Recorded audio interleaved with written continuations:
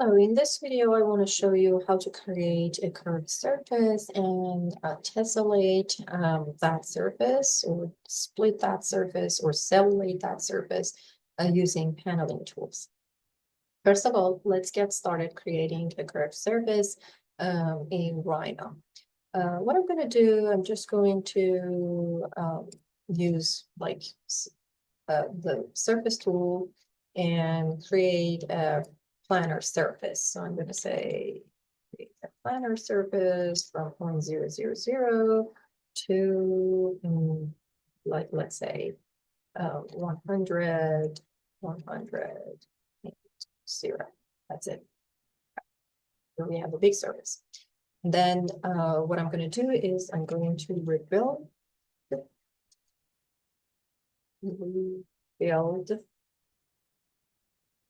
this. And here it asks, well, by rebuilding the surface, I'm going to say how many divisions I would like to have along the X and Y direction. Originally, there were like just 2 divisions, right? Because you can see just 4 cells. Now I'm just going to say, okay, divide it into 30 divisions along U, 30 along V, and I make sure that I'm going to uncheck this retry. So just delete the input and hit OK. Okay. Now, this is still a flat surface, and I'm going to make it smooth.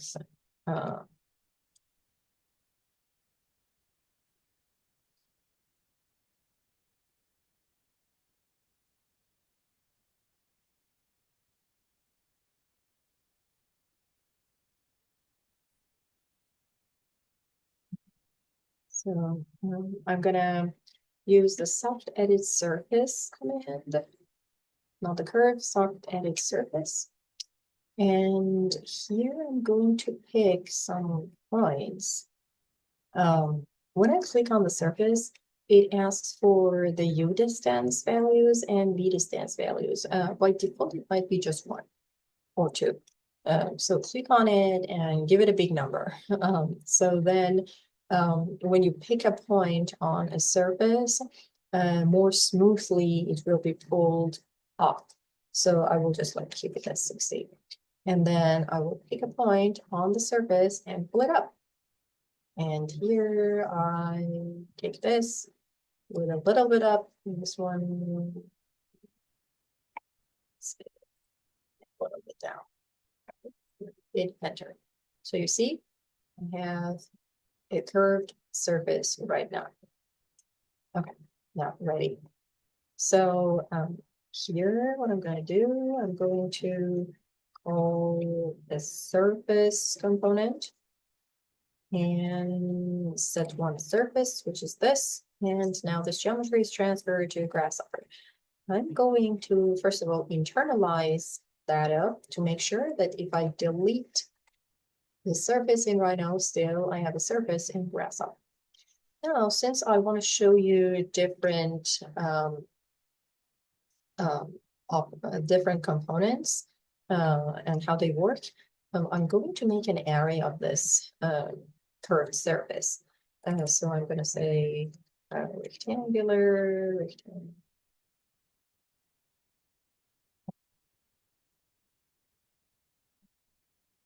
And this is the geometry. It asks for the cell. So I'm going to give it a cell. X one plane I want to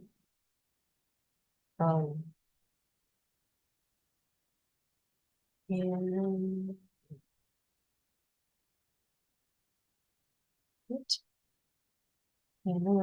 number of surfaces that I want to have. I just go with 4 now. Okay. No, and maybe 3. Okay, 3. Now, let's just try this preview off. And in order to work with different surfaces, what I'm going to do, I'm going to make a list item. 0.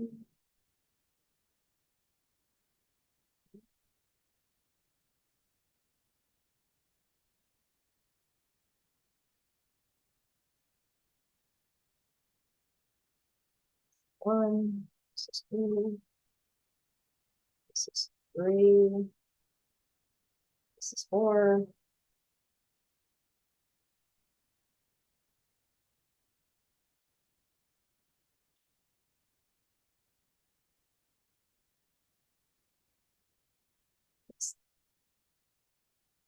All right, so now I'm going to work on this particular surface.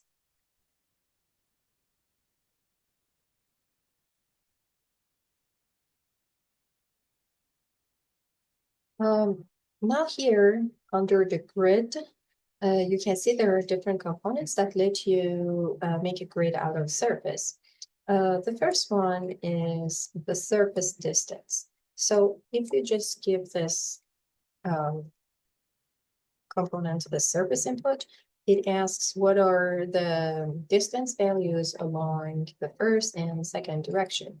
So I would say something between 1 to 10, for example.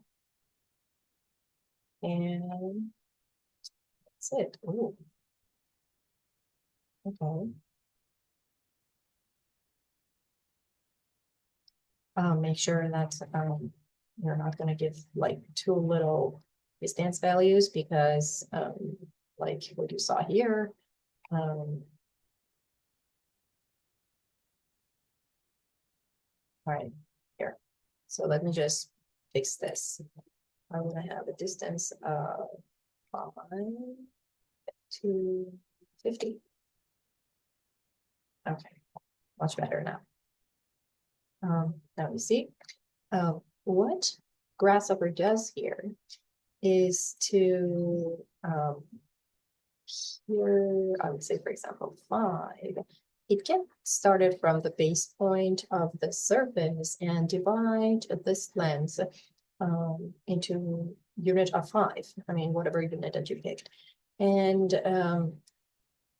as you increase this distance, the number of divisions will be less.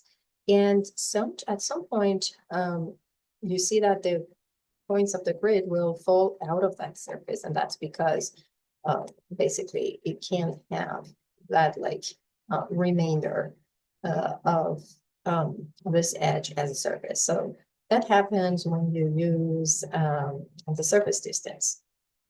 And here it says if you want to extend that grid over that surface or not. So I'm just going to say, I'm going to drop a Boolean toggle and say, no, I don't want to have those points, extend out of the surface. So that's why I turn it into false. So this is one way to create a grid surface.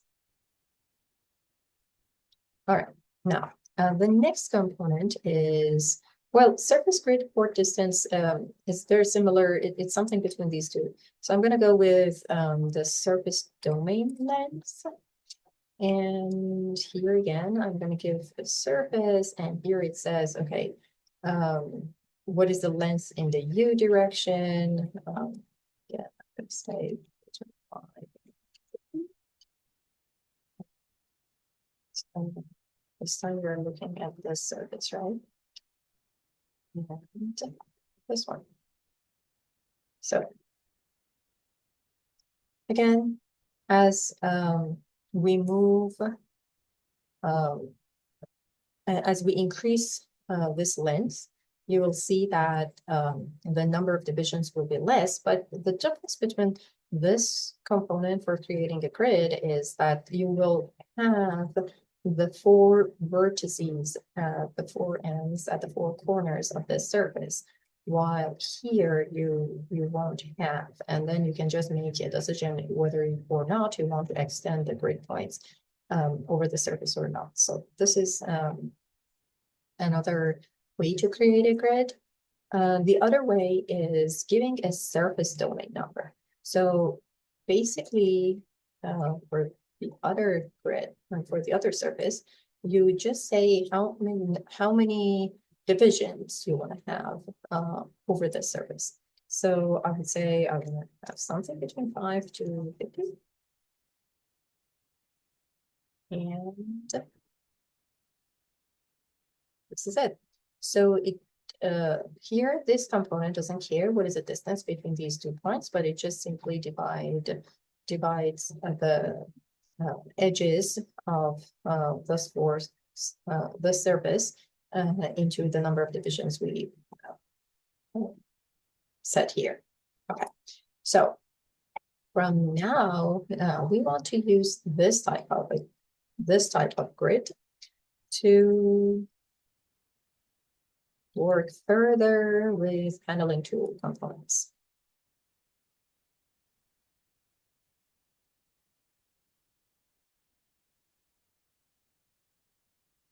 Yes. Now I want to move to this one. Well, you can play around with other components in this grid palette, but I think we're all set. Now let's move to panel 2D. Similar to what I mentioned earlier in the earlier video, you can use either cellulate or generate faces when you already have a grid. So let me just turn off this. And now you can see that we have a grid here. So I'm going to turn off these. And I'm going to connect this grid to Cellulate. And I'm going to have like flat panels. So I kind of tessellated or digitized that curved smooth surface into some cells. This is one way to panelize a curved surface. The other way is to generate faces and connect the grid to it. And here you can pick an index values between 0 to 3 to say what kind of a panel, what shape of a panel you would prefer. So if you go by 0, the panel form will be very straight. If you go with like 1, which is cool, you'll see that then there is like a difference. So see, this is 0. This is 2, comparing to this kind of like flat line. Let me just turn this off. Or if you just go with 3, I mean, when you extract each of these faces, you will see that they're really different comparing to each other. And you can actually see that the big difference between 0 and 3, which looks more smooth. And it looks pulled. So here it is. And then you can actually morph a curve onto the surface. So you can just say, here is the grid that I have. And now I want to morph a circle, X, Y, the radius of whatever. 5, and this is it. Now we can morph anything onto this, or and you know that you can shift it, so you can say shift it to like every other panel. We'll increase the number of shifts. So this is how we can morph a 2D curve onto this. Now, another interesting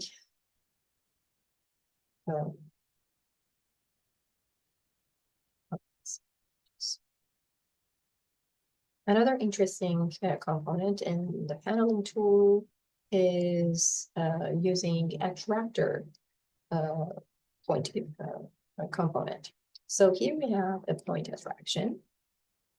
Let's move on to the next grid. And here you give it a grid. And here it asks for points, the attractor points. You can just simply drop 2 points on somewhere, or to make sure that the points are on the surface, you can call evaluate surface. Oh, sorry, evaluate surface, and what is the surface here? And give this evaluate surface from the surface input, and you can drop a multidimensional slider and give it a point. Now, when I move this multidimensional slider, it is just limited to a distance of 0 to 1. So in order to make sure that this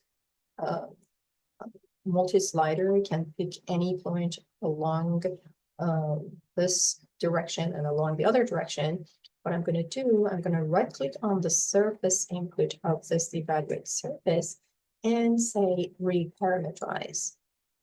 Okay, now this point will be mapped. I mean, by reparameterizing, we actually remapped the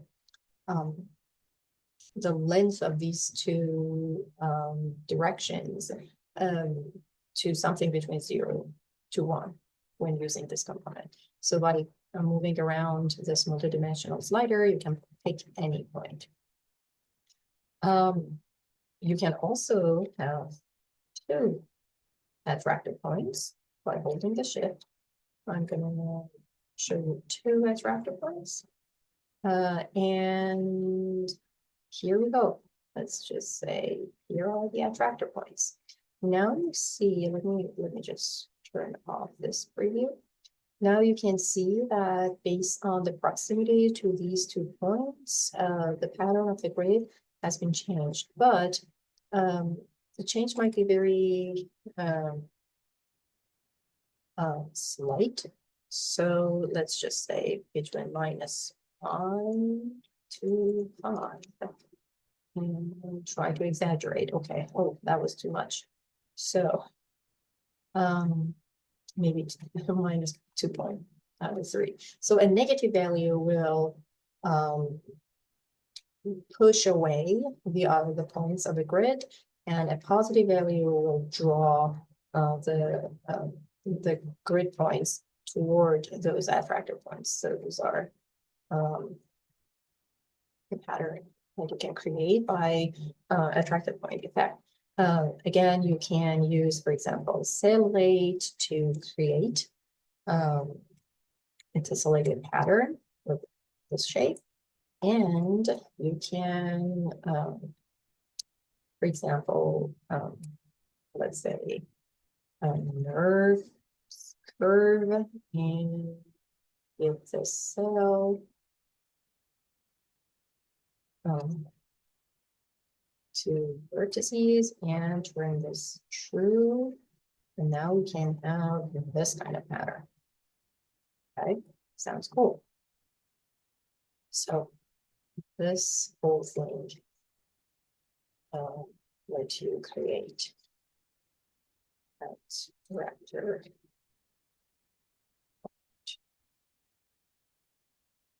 The surface using.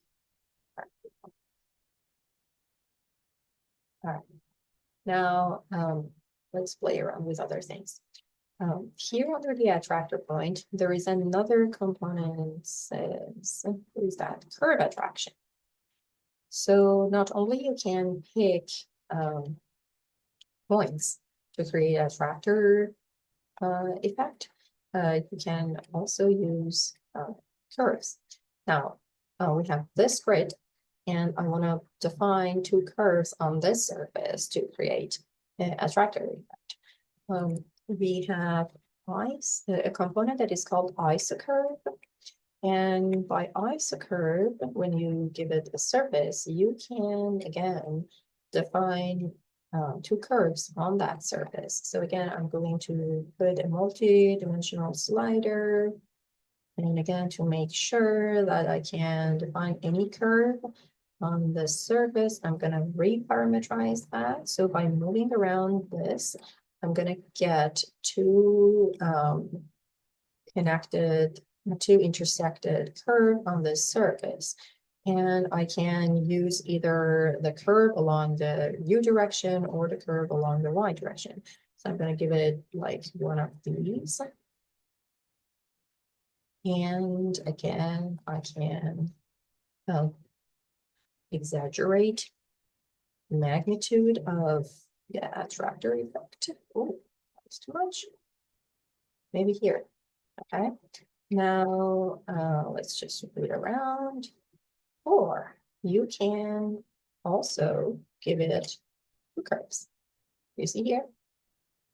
To get like a more interesting pattern. And again, I'm going to use cellulite to create a panelized surface. So let's just turn this on. Okay. So here you can see when you play around with this position, we can generate different forms. And again, you can morph anything to this surface, or you can use nerve curves to create a circular pattern within that.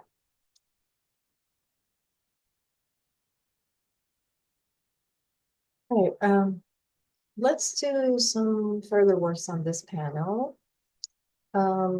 We worked on 2D morph, and now let's just try a 3D morph here. For the 3D morphing, first of all, it asks for a grid. So we already have this grid. Let's just get rid of the cellulite. Well, we can turn this preview. Okay, here we have a grid. Now it asks for a second layer of a grid. So then you can morph a 3D object. So what I'm going to do, I'm going to move this grid forward, but since we need to define a vector, we cannot just simply say a z vector or x vector. It may not be an appropriate way. Well, I'm going to say unit z. It says input parameter motion failed to collect that. And let's just say 210. Oh, I'm sorry.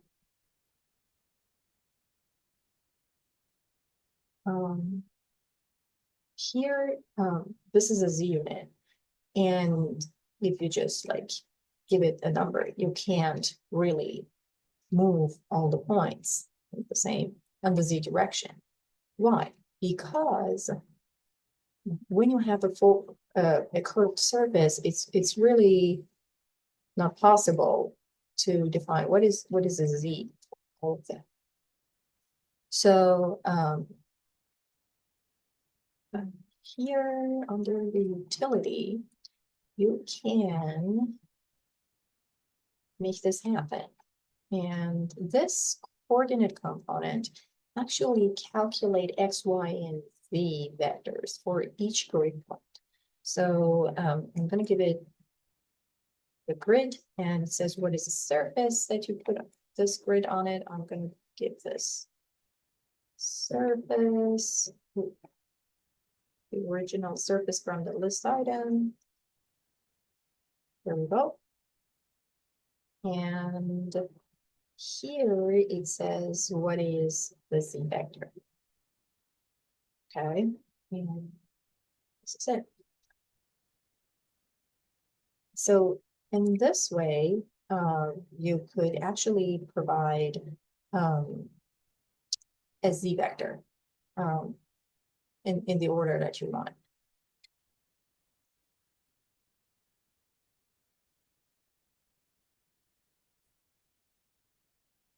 But here you don't have the control over the magnitude. It's just like something by default.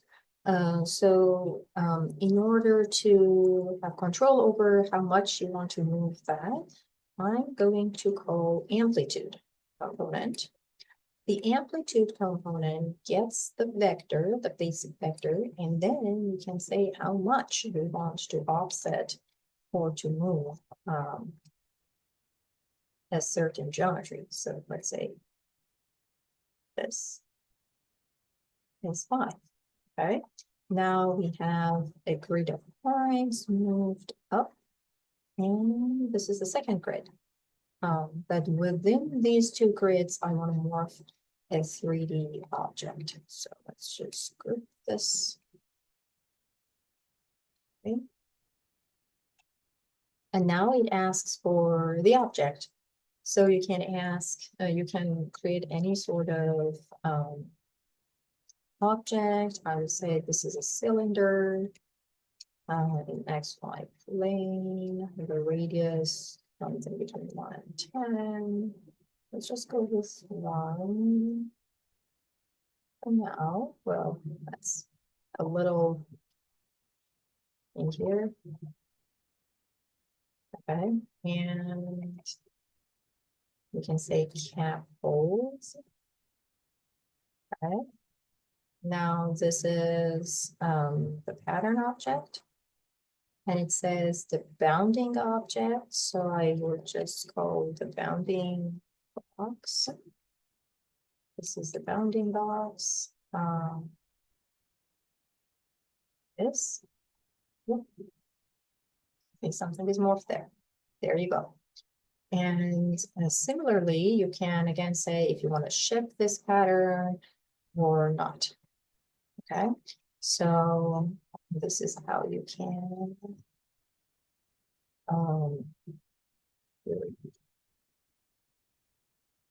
you can morph a 3D object onto a curved surface using paneling tools.